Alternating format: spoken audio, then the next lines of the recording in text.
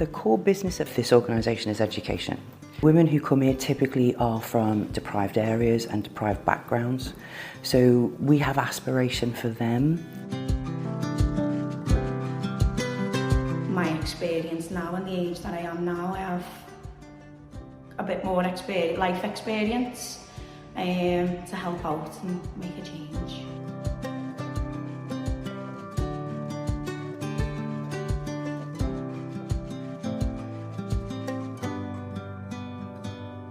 My name's Andrea Rushton. I'm the Chief Exec of Blackburne House. Blackburne House supports women from the age of 16 up.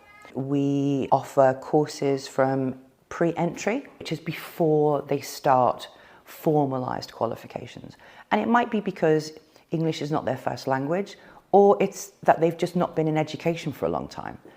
So we offer courses that kind of get them back into education. The organisation's been in existence for 40 years, has been in this building for 30. We're both a charity and a company limited by guarantee.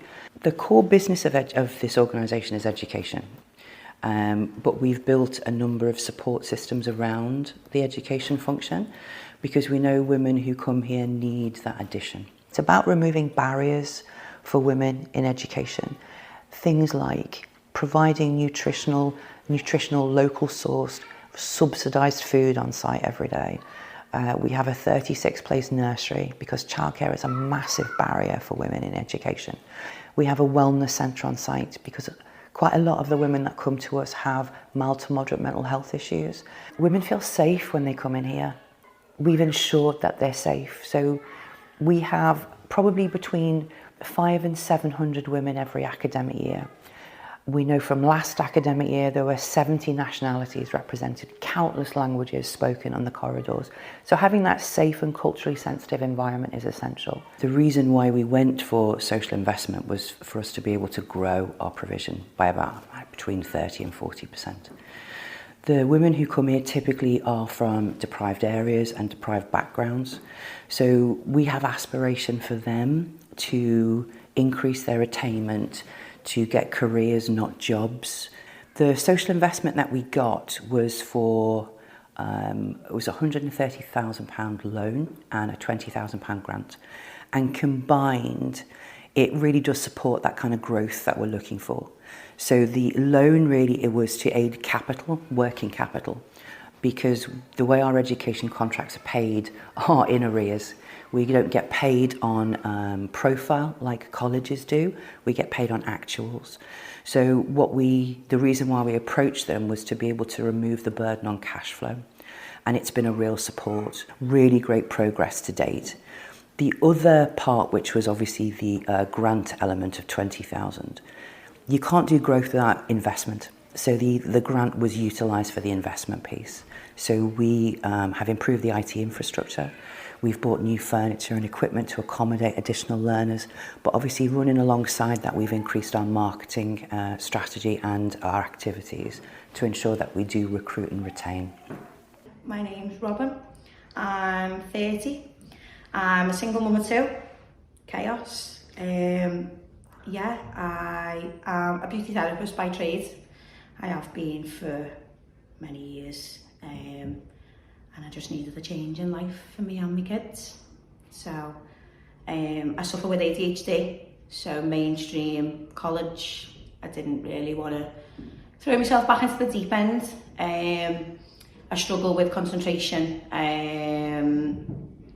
dealing with, obviously, you have younger students, it becomes a bit chaotic. And it was actually my nan who told me about this place. She was a social worker for Liverpool City Council for 45 years. And I came and I've never felt so welcome. I am doing the access to health professions for university, fingers crossed, hopefully apply for next year, for September, to do a social work degree, following the footsteps of my nan. I've had a lot of experience which is not so nice, domestic violence and relationships, and having social services involved wasn't very nice. But I feel like my experience now and the age that I am now, I have a bit more life experience to help out and make a change. My name is Mike Rivet-Strong and I'm the Business Support Manager at Live Investment. Live is a housing provider across Knowsley. We've got around 13,000 homes, but we also have this social investment fund, which is a £4.25 million fund in which we provide financial support to charities and social enterprises across the Liverpool City region that have a social impact within our communities. Blackburn House were really suited to this investment because they were looking to grow and become more sustainable, but also to have additional and generate additional social impact across the Liverpool City region and supporting the lives of women across our communities. My name's Aisha. So I come from Malaysia and I am 37 years old. I'm a single mom with 3 kids. I couldn't finish my study because I got married. I was forced to get married at a very young age. I've been studying here since 2019. Now I'm studying for healthcare level 3. Yeah, I'm looking forward to studying university. Yeah, if I got a chance. We don't own this building, so it's impossible for us to get kind of conventional loans because the asset is not ours to leverage finance against.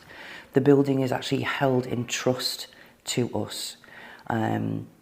It's really steeped in female history, this organisation.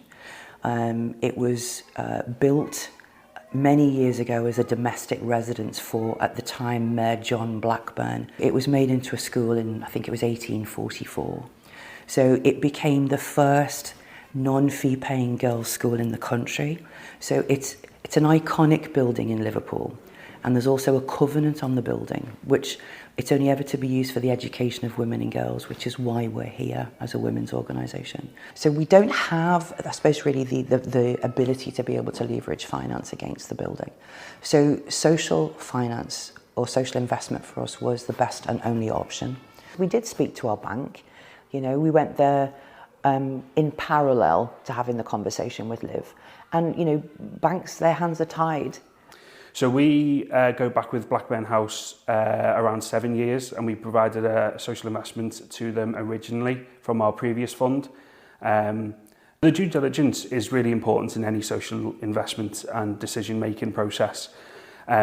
Blackburn House was a little bit easier this time because we understand the organisation and we have an ongoing relationship, which is why I think it's really important to start the conversations earlier to ensure that relationship can have time to be built.